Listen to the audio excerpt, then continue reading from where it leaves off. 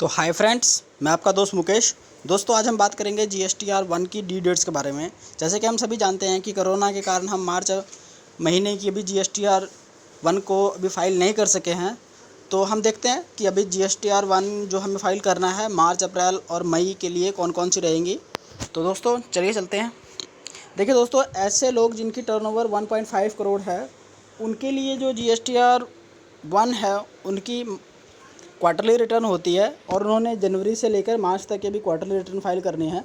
तो उनकी जो ओरिजिनल डेट थी वो 30 अप्रैल 2020 थी, लेकिन उसे थोड़ा बढ़ा दिया गया है, 30 जून 2020 कर दिया गया है। ये 30 जून 2020 जो है ये यहाँ तक भर सकते हैं विदाउट लेट फ़ीस के, मतलब बिना लेट फ़ीस के वो यहाँ पे 30 जून तक भर सकते हैं। उसके बाद हम बात कर लेते हैं जिनकी टर्नओवर 1.5 करोड़ से ज़्यादा है।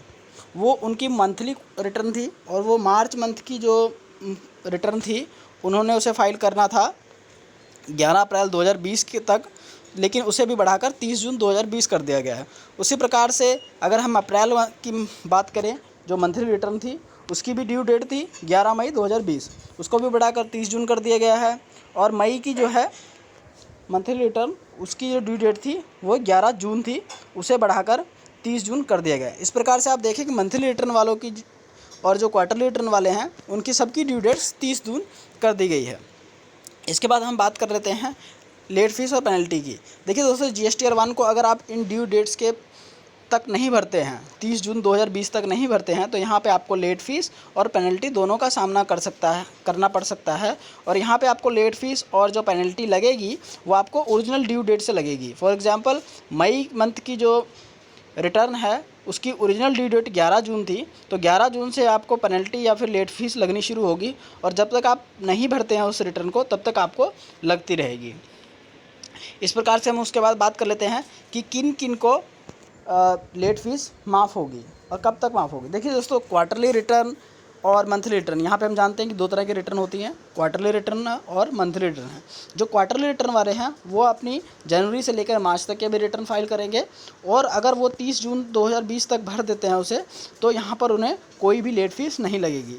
और इसी प्रकार से मंथली रिटर्न वाले हैं, उन्होंने अपनी मार्च की रिटर्न भरनी है अभी, और उसके बाद अप्रैल की भरनी है और मई की भरनी है। अगर इन तीनों रिटर्न को वो 30 जून तक भर देते हैं, 30 जून तक भर देते हैं, तो यहाँ पर उन्हें कोई भी जो लेट फ़ीस है वो नहीं लगेगी। लेकिन इसके बाद अगर वो भरते हैं तो उनको यहाँ पर लेट फ़ीस लगेगी, और वो कैसे लगेगी वो भी बात कर लेते हैं।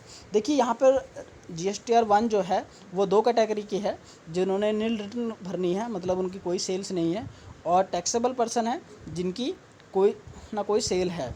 तो उनके लिए अलग अलग हैं कि ये जो लेट फ़ीस है उनके लिए अलग अलग चार्जेस हैं, वो कैसे हैं वो भी हम बात कर लेते हैं।